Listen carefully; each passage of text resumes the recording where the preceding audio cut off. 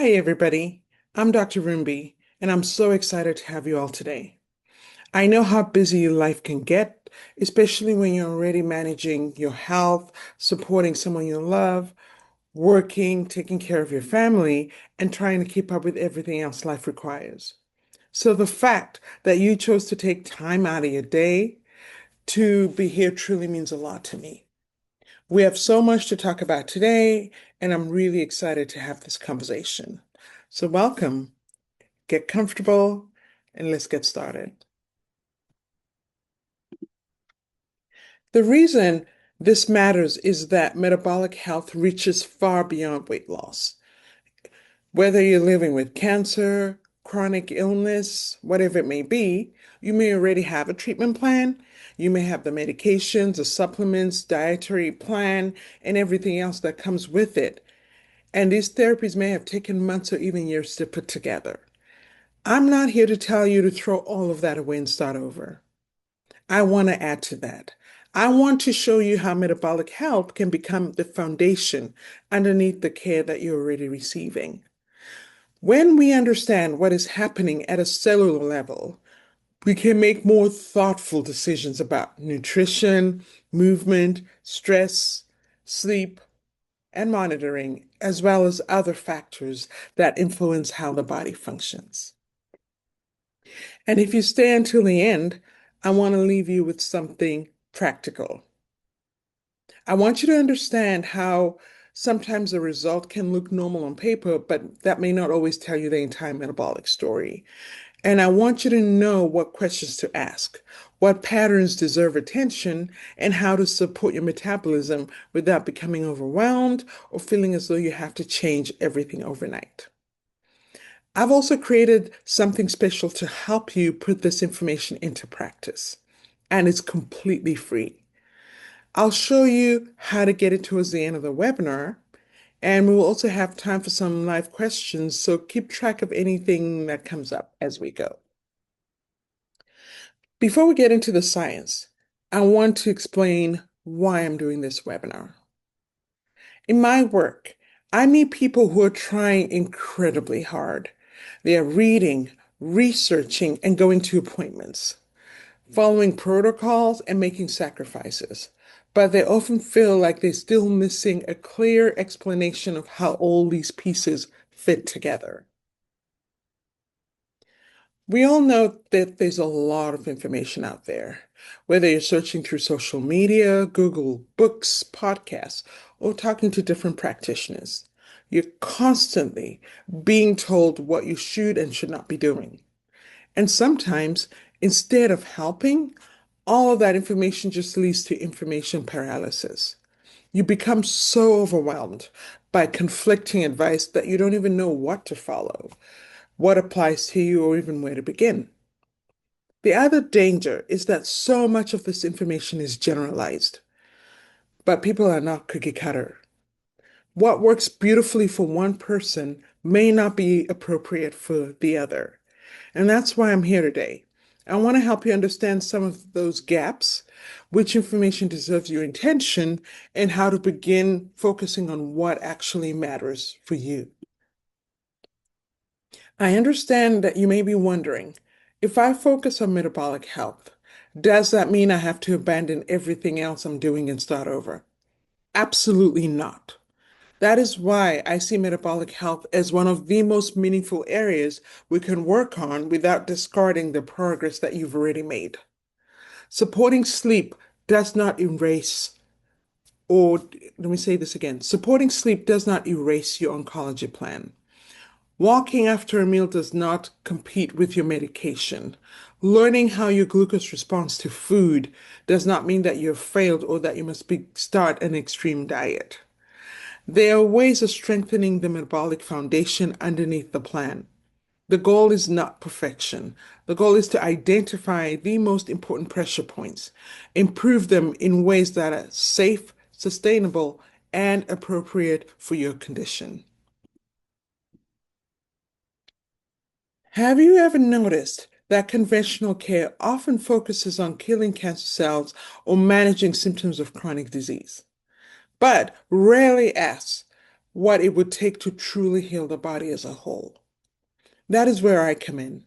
I want to help you understand how the different systems of the body are connected, why those connections matter, and what happens when we begin addressing the underlying dysfunction instead of treating each symptom in isolation. That is how we move beyond managing disease and begin supporting true whole body healing. The problem is that the system is built around stats, approved treatment pathways, insurance coverage, and reimbursement. It is not always built to look deeply at the individual case. For example, two people may have the same type and stage of cancer and be offered the same approved treatment regimen, but those two people may have completely different metabolic health, immune function, nutritional status, stress load, environmental exposures, and reasons their body become vulnerable in the first place.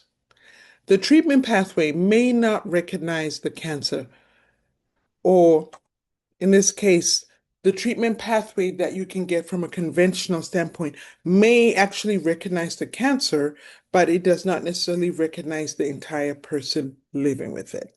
So, put simply, with a lot of these systems that we have in place, especially when it comes to cancer care, they are targeted towards specific cancers, how those cancers generally behave, and prognosis is usually based on that type of cancer. And while that may be, important and help somewhat, it still forgets one of the most fundamental things, which is looking at the actual individual who has that cancer. And you'll find that most patients will never get to the space where they're able to sit with one provider for 90 minutes and explain everything in their body. Instead, each doctor looks at one piece because that's what the system allows. That can leave patients confused and looking outside the system for more individualized care, which more often than not is actually more expensive because insurance doesn't cover it. This is where my approach is different. One of the foundational principles of naturopathic medicine is totem. Treat the whole person. The body's connected, and we have to understand these connections.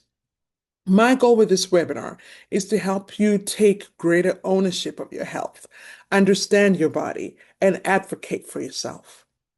And where you can support yourself through nutrition, lifestyle, and the choices you make every day, I want to leave you with a place, or at least with knowledge on where to begin.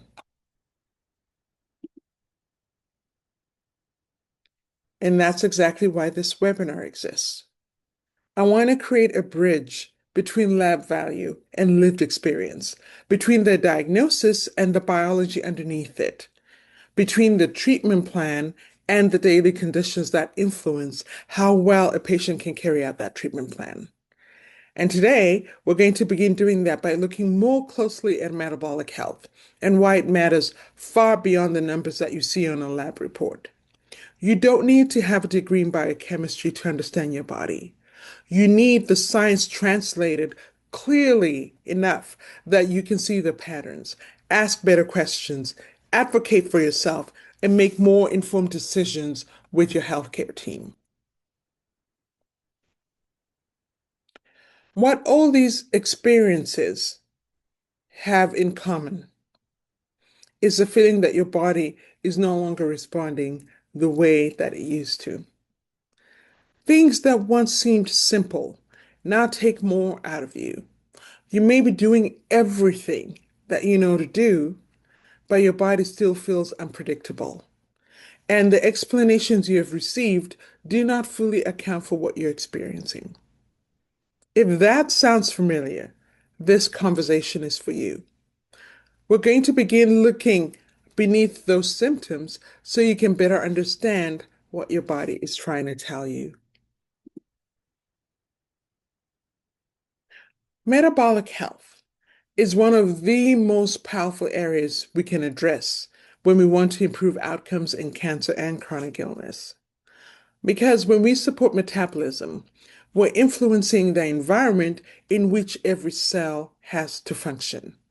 We're supporting how the body produces energy, responds to signals, repairs itself, and adapts to everything it is being asked to carry. But the importance of metabolic health goes even further than improving outcomes. And this is not only about managing a diagnosis, it's also about restoring normal body function wherever we can. Metabolic health includes insulin, glucose, cell signaling, energy regulation, and the body's ability to adapt. Those processes are not a side conversation. In cancer and chronic illness, they are woven through the entire experience. When metabolism is under strain, people may feel that strain as fatigue, poor recovery, unstable energy, disrupted hunger, sleep problems, or difficulty tolerating stress. These symptoms can have many causes, so we never reduce everything to insulin. But understanding metabolism gives us another important lens through which we can actually investigate what's happening.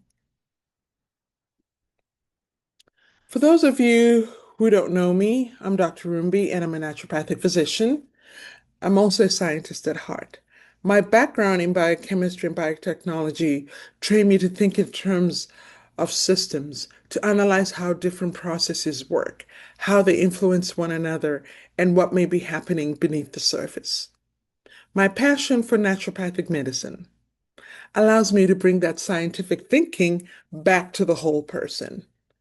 I'm not only interested in understanding what's happening on the outside, I want to understand what is creating it on the inside and how different systems of the body are connected. That combination of science, systems thinking, and whole body medicine is the foundation of how I approach every patient. All right, let's get into the meat of this. Before we talk more about metabolism, I want to establish something that's incredibly important, and that's healing isn't always linear. Sometimes when we begin supporting one area of the body and allow the symptoms start to settle, other symptoms become more noticeable. They may have been there all along, but they were being overshadowed by everything else that what the body was trying to manage. This is the other reason why we have to keep looking deeper. The body may need to stabilize one system before it has the capacity to address another. For one person, the nervous system may need the most support at first. For someone else, it may be the gut, could be the immune system, or metabolic function. Our fingerprints are unique, and our bodies are unique too. We do not all respond to illness in the same way, and we will not all respond to healing in the same way. Sometimes the body responds immediately. Sometimes it needs time to adjust, catch its breath, become comfortable in its own environment. That is why I always tell patients, do not put pressure on yourself. Do not compare your progress to the person next to you, even if you have the same diagnosis. You do not have the same body, same history, or even the same story. Over the next 45 minutes, I want to walk you through three parts of this conversation. We're going to begin inside the body so you can understand why metabolic health matters in the first place. Then we'll bring that information into real life and look at how it can strengthen the care you're already receiving. Finally, we are going to talk about the part that's often ignored, how to actually carry out a plan when you're dealing with cost, limited time, conflicting advice, family pressure, and everything else that's happening around you. So we're moving from understanding the body to applying what you learn to making it sustainable in real life, because that is so important. All right, so let's begin by looking beyond the diagnosis and exploring how metabolic health can influence the body's ability to function, adapt, and heal. A diagnosis tells us what the disease is called, but it does not tell us the entire story. To understand what is happening underneath, we have to move beyond the symptom, beyond the organ, and into the cell. We have to ask, what environment are these cells living in? And what instructions are they receiving every day? Imagine that we could shrink down to the size of a single cell. From the outside, the body appears to be one solid continuous structure. But at this scale, it actually is a living community made up of trillions of cells, each responding to nutrients, hormones, oxygen, immune signals, stress signals, messages from cells around it. And the cell is not sitting there passively. It's constantly reading its environment and adjusting its behavior in response. So first, the cell has to produce energy.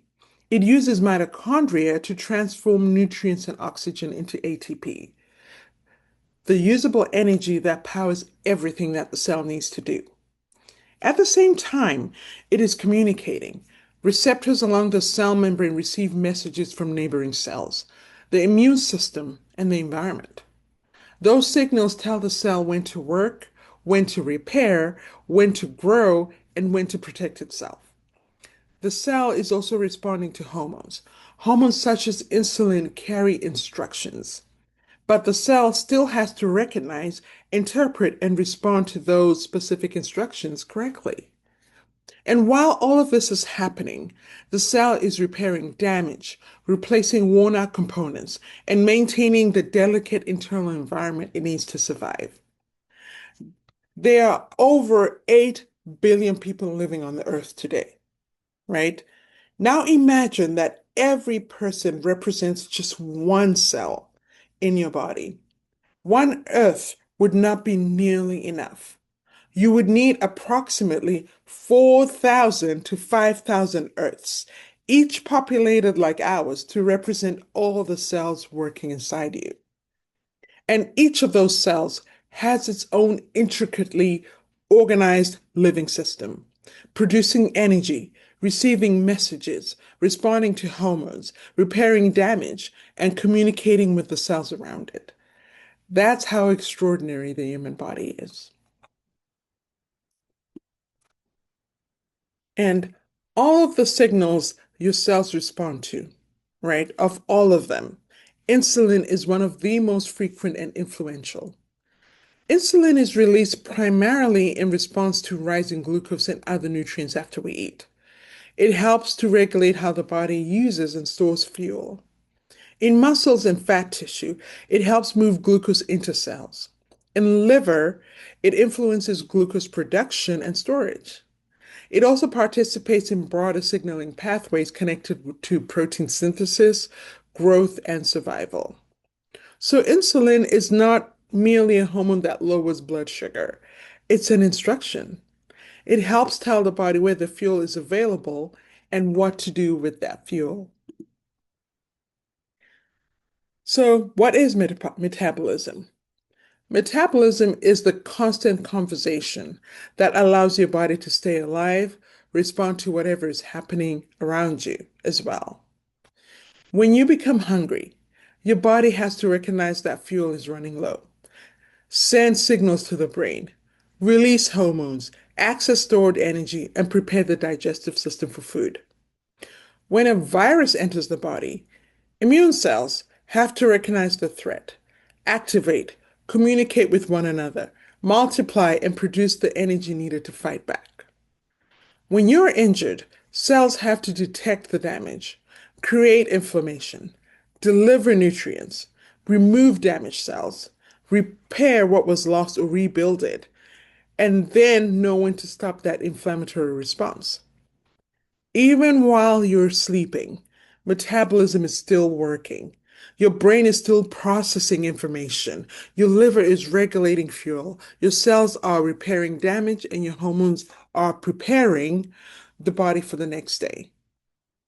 Metabolism, in a nutshell, is how the body produces energy, communicates, repairs, grows, defends itself, and adapts. It is how every cell knows what to do and when to do it, and how to change its behavior when the environment changes. That is why metabolic dysfunction can affect so many different systems and appear in more ways than we can even imagine, in many, many different ways. Metabolism is woven into virtually everything that the body does.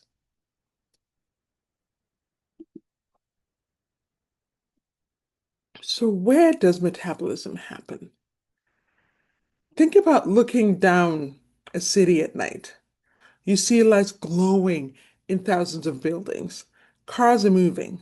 Hospitals are caring for patients. Restaurants are preparing food. Factories are producing goods. People are communicating, building, repairing, and keeping that city alive. If I asked you, where's the city happening? You wouldn't be able to point to just one building. The city's happening everywhere, right? Because millions of activities are taking place at the same time. Metabolism works in the same way. It is happening in the brain, it's happening in the heart, muscles, in the immune system. Then, when we can zoom in further from the organ to the tissue, from the tissue to the cell, and from the cell into structures such as mitochondria, every level is active. Every level has a job. And all of that activity working together is what keeps the body alive.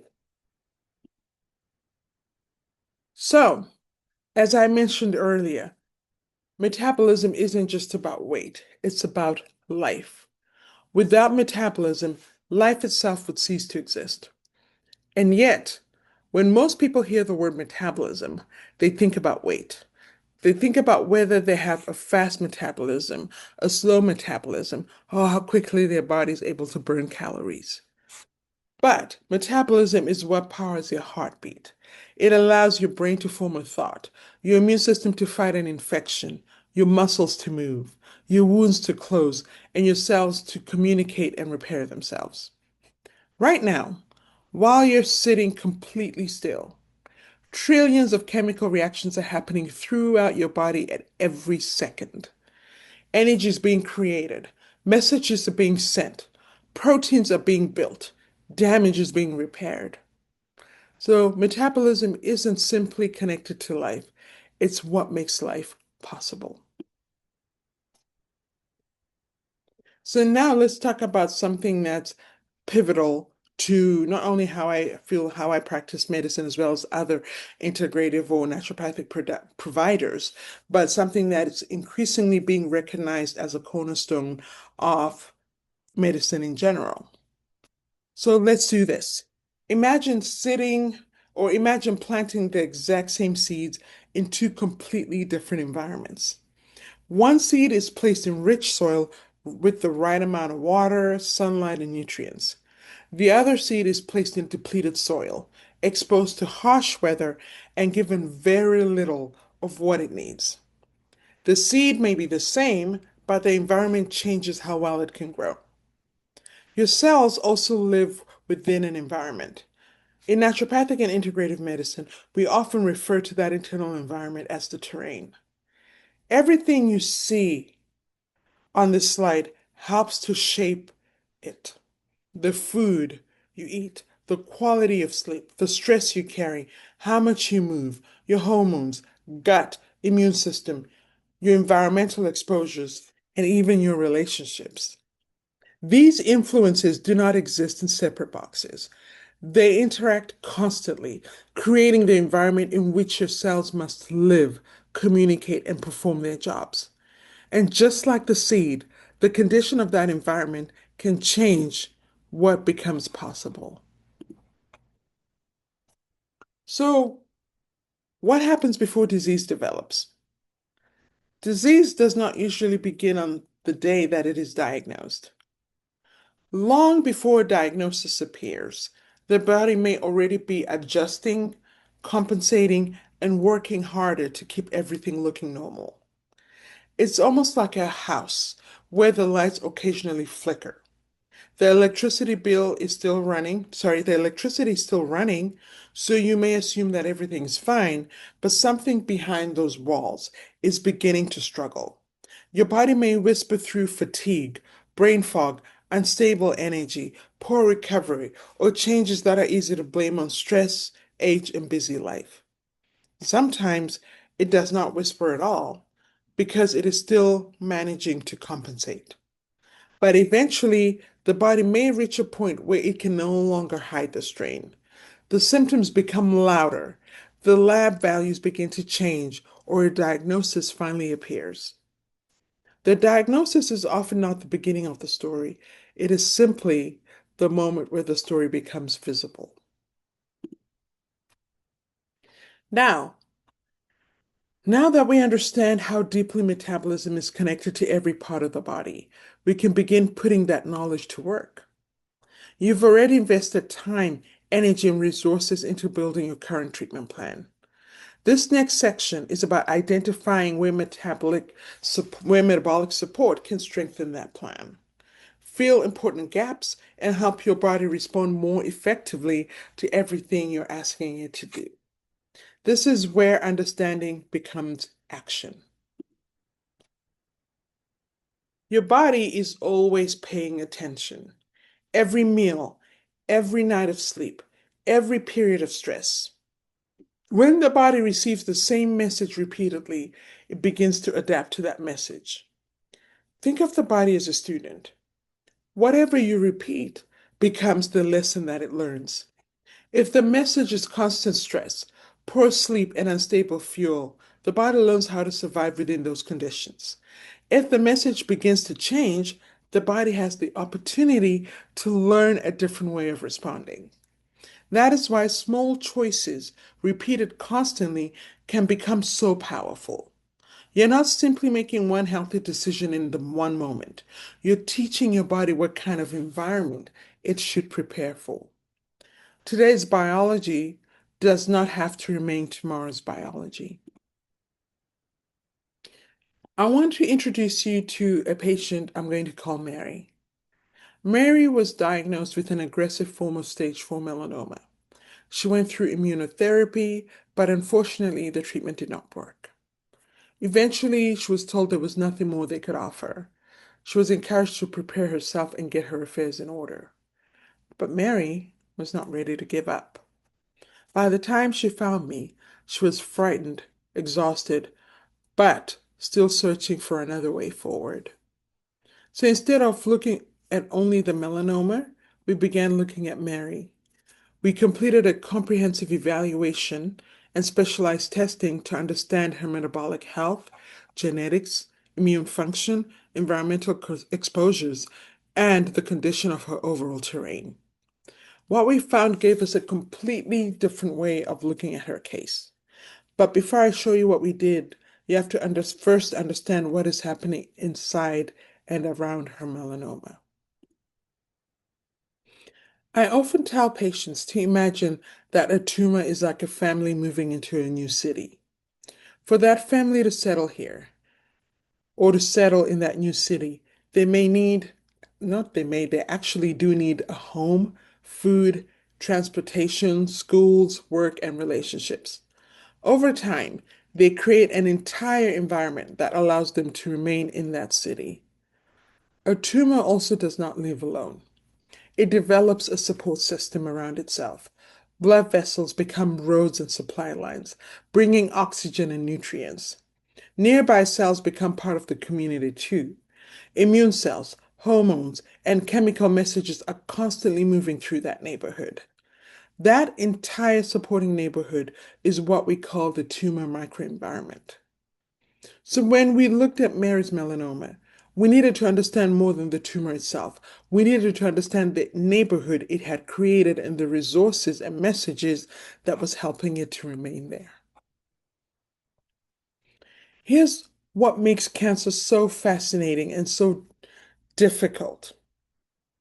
The cancer cells, or in this case, the tumor, is listening too.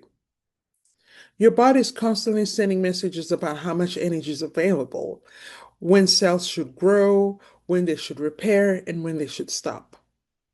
Healthy cells receive those messages and follow the rules. They can grow when they're supposed to grow, perform their jobs, and stop when the body tells them to stop. Cancer cells, on the other hand, hear many of those same messages, but they respond differently. They have been rewired to place their own survival and growth above the needs of the body. The tumor does not have to create an entirely new language. It takes the body's existing language and uses it for its own benefit. It can use nutrients, growth signals, blood vessels, and even nearby cells to help it survive. So while we're thinking about what is feeding and supporting the patient, we also have to remember that the tumor is living in that same environment and listening to many of those same signals. To understand why we cared about Mary's glucose, because that's one of the first things we looked at, we have to understand how cancer behaves. Cancer cells multiply rapidly and require tremendous amount of fuel and building material. Many cancer cells pull in large amounts of glucose and break it down quickly, using it for energy and to help to build new cells, new cancer cells. That is what people mean when they say cancer loves sugar. It is also why PET scans use a radioactive form of glucose to identify areas of high activity. So with Mary, keeping her glucose steady was an important part of changing the metabolic environment surrounding her melanoma. Glucose tells us how much sugar is circulating in the blood, but insulin tells us how hard the body may be working to manage it. And this is such an important distinction. A person can have normal glucose results, right, with the labs while producing a large spike in insulin to keep that number normal. So if we only look at glucose, we may be constantly missing an important metabolic strain happening underneath it. Those repeated insulin spikes matter. Why? Because insulin is not only moving glucose, it is also sending signals. It is connected to energy storage, inflammation, growth, and repair. And over time, frequent spikes can also make cells less responsive to insulin, forcing the body to produce even more. With Mary, we needed to understand both sides of the story, what her glucose was doing and how much insulin her body needed to control it. Again, glucose gives us the number, while insulin gives us the story behind it. So going back to that tumor microenvironment, here's why understanding that tumor microenvironment changed our entire approach. That neighborhood is not fixed. The signals surrounding cancer cells can change as we address metabolism, immune function, inflammation, nutrition, and environmental burden. So with Mary, we used her testing to decide what we needed to pay attention to. We worked extensively on glucose and insulin regulation. We addressed mold and environmental toxins because that was a big part of what her terrain showed. And then we also supported her immune function and selected supplements and IV therapy such as vitamin C, curcumin, EGCG to match what we were seeing in her terrain. We were no longer applying a general cancer protocol, we were changing the specific environment in which Mary's melanoma was trying to survive. Mary's primary treatment for well over a year has consisted of her strict individualized diet, lifestyle changes, targeted supplements, IV therapies, and close monitoring. During that time, her aggressive melanoma has remained stable, with no organ involvement. Her terrain markers are remarkably strong, and her most recent liquid biopsy showed a ctDNA tumor fraction that was below 0.25%.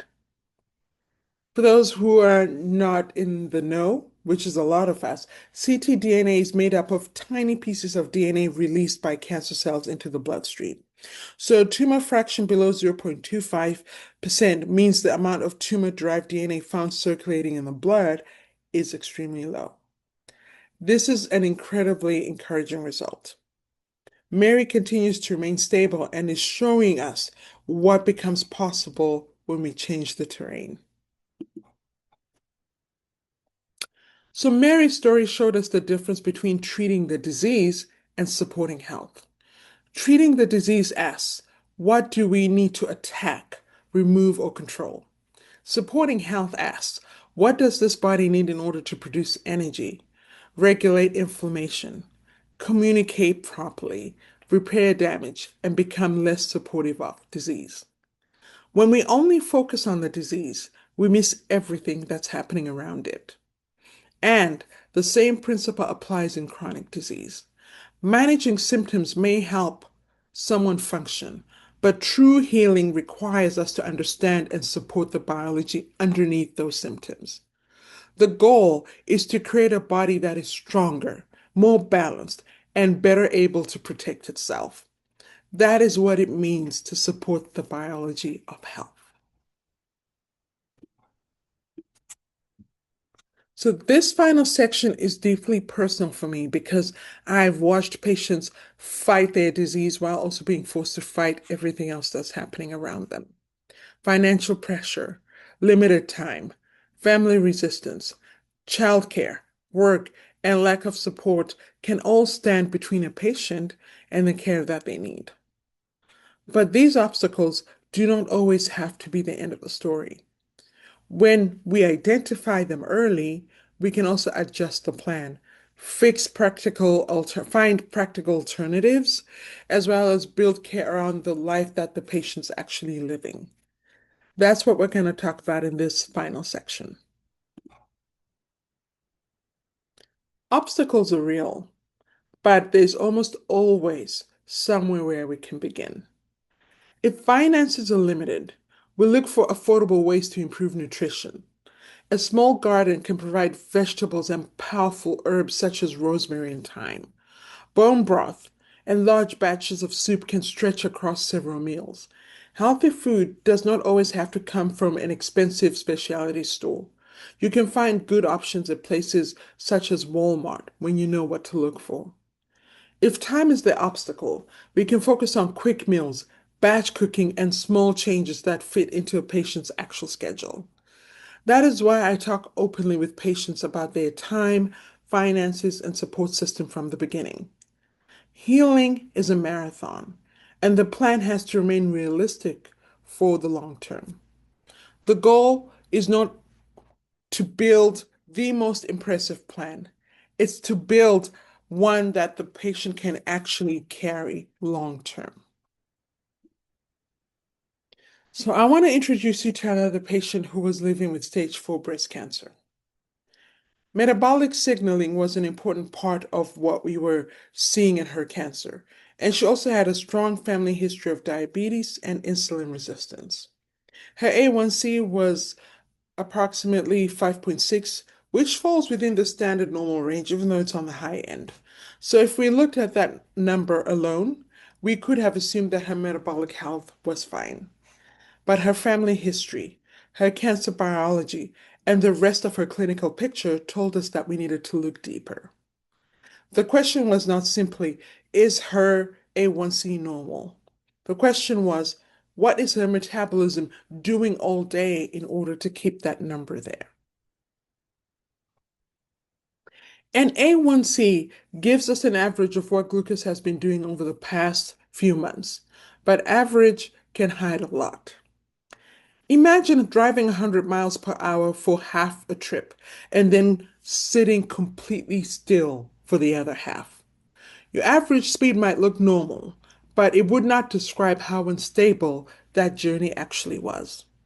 Her A1C of 5.6 looked normal, but when we examined her cancer at a molecular level, we found that metabolic pathways, including AMPK related signaling, were among the major drivers influencing her tumor. That meant her glucose and insulin were not a side issue. Repeated insulin spikes were contributing or continuing to support the same metabolic environment which her cancer was progressing in. Addressing her metabolic or her metabolism needed to be a central part of her cancer plan. But It was also one of the hardest areas for her to change, not because she lacked the willpower, but because the circumstances surrounding her made consistency incredibly difficult. At first, she tried. She was a busy mom. Her husband worked constantly, and most of their responsibility at home remained on her shoulders. Planning meals, exercising, attending appointments, and following a complex cancer plan had to compete with everything her family needed from her each day. Her husband also did not fully understand the value of terrain work. He strongly believed that the focus should remain on conventional therapy, which meant that she had no one at home who truly believed in or supported the actual additional work that she was trying to do. Then the other pressures began piling up. Insurance denied important testing. Friends offered conflicting advice. Time and financial stress continued to build. She began missing appointments and would sometimes disappear from care for months. I found myself calling her, checking on her, and trying to bring her back in. She had not she had not stopped believing in her plan. She was trying to carry it with no one else beside her. And eventually, when I got her to come back and sit down with me, she told me what had been really happening. The villain was not one particular food or imperfect glucose or one missed appointment. It was the accumulation of everything outside of her: the financial pressure, the lack of time, the conflicting advice, the limited support, the loneliness of trying to carry a complex plan by herself. No single person or event created the outcome. It was the weight of all of it. All of these forces repeatedly interfering with her ability to care for herself. A plan can be scientifically thoughtful and perfectly designed for the patient's biology, but it cannot remain stable if the patient is left alone to defend it every day. And eventually, she told me just how alone she had began to feel. Over time, she began to feel that the people around her had already accepted an ending that she was still trying to fight. That isolation slowly affected her hope, energy, and her ability to continue carrying such a demanding plan. Her consistency slipped, not because she stopped caring, but because she lacked courage. Life just kept knocking the plan out of her hands. Her cancer continued to progress, and eventually she passed. Her story showed me that a patient can understand the plan, believe in it, and desperately want to live, but still become overwhelmed by everything surrounding the illness. What her story taught me is that life outside the treatment room is just as important as life inside the treatment room. Whether someone is living with cancer or chronic illness, the person sitting in my office still has to pack lunches, take children to school, go to work, pay bills, care for a spouse, and continue being someone's mother, husband, sister, aunt, or grandparent. Those parts of life do not disappear when illness arrives. They become part of the healing journey. So when I care for a patient, I cannot only look at the diagnosis or even only at the body. I have to understand the person, the life surrounding them, and how all of these pieces fit together. Because healing requires more than receiving treatment or managing symptoms. The plan has to support the whole person living through it.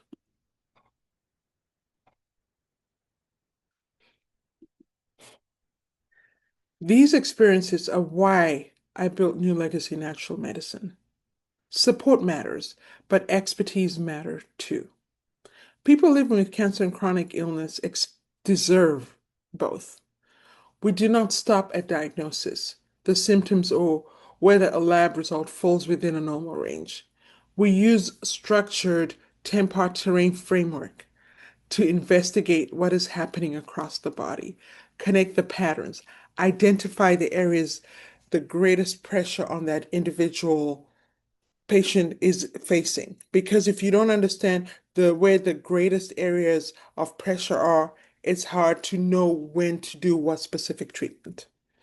We bring together advanced testing, molecular findings, metabolic health, immune function, cellular energy, inflammation, environmental exposure, nutrition.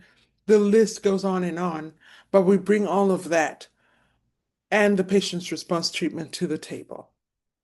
When we connect that internal biology to the person's actual life, their finances, time, responsibility, and ability to carry out the plan, that's where that sweet spot is.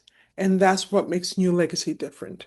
We look deeply at the life within the body and then the life surrounding it.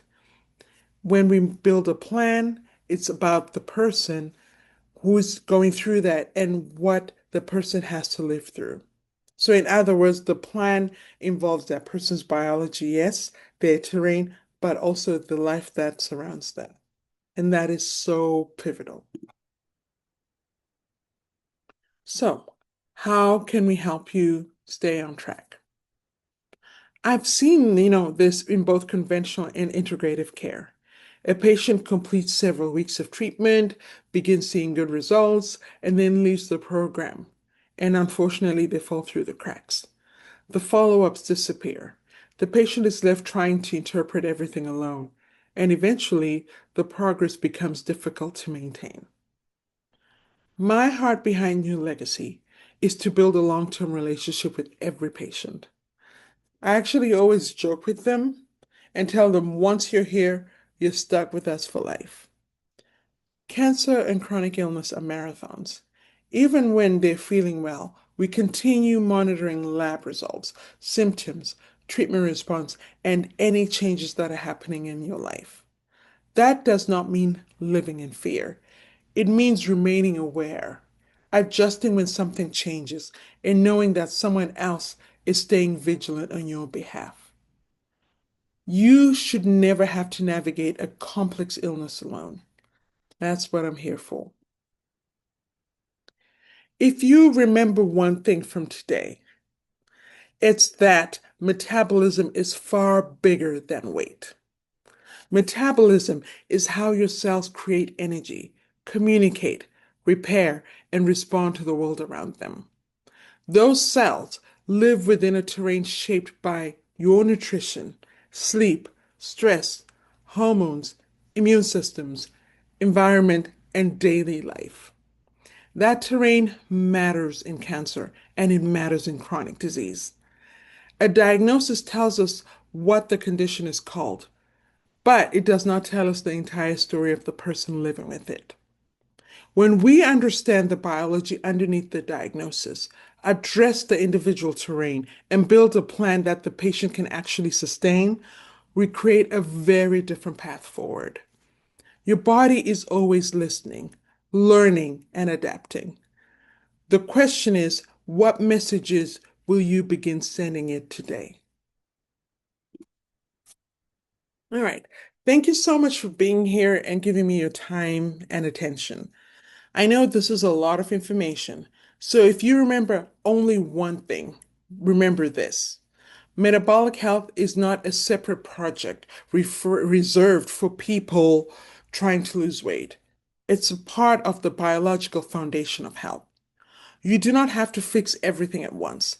Start with the most important pattern, gather useful information, and make one sustainable change and reassess. Right, now we're going to move on to the live question and answer session.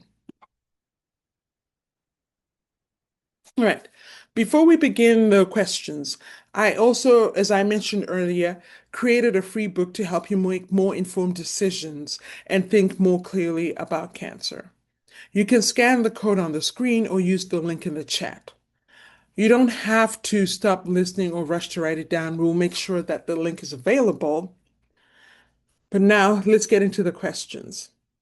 I may not be able to give individualized advice in this setting, but I can help clarify the concepts we covered and suggest questions you may want to discuss with your own healthcare team. All right. So the first question that I have here is, Oh, I love this. This is a great question. Are you currently accepting new patients? Yes, I am. We are currently accepting new patients, and if you're interested in learning more about what it takes to become a patient at New Legacy, or if you just want to learn more about our approach, please go to our website, New Legacy Natural Medicine. I'll put the contact, let me actually put it there. So please go to the website, newlegacynaturalmedicine.com, and or you can email us at care@newlegacynaturalmedicine, and we'll get back to you as soon as possible. All right. The other question that I have here is, have you seen good results from supporting metabolic terrain in patients with breast cancer? That's a great question. Yes, I have seen many encouraging results. The key, though, is understanding that every breast cancer is different. We need to identify what may be driving that particular cancer and what is happening within that person's terrain. And when you're able to identify that, then yes, you're able to provide meaningful treatment. I've seen many good results with many breast cancer patients within my practice, especially after we had gone to a place where we had managed their terrain, kept their glucose insulin stable, as well as other things pertaining to that terrain. Next question I have is, how do you determine what is driving someone's cancer? You mentioned the terrain, but how would you actually know? That's an amazing question. One of the most important ways important ways to do that is through extensive testing. So I mentioned that I do a lot of molecular testing, but along with that molecular testing itself, I would do extensive testing. Sometimes it requires doing an environmental toxicity test. Sometimes it requires doing a gut test where you really look at what's going underneath. But yes, there's a lot of testing that goes with that, a lot of blood labs that give us a lot of information. For example, the molecular testing that we do helps me to identify mutations and signaling pathways that are very, very important in understanding how that cancer behaves, right?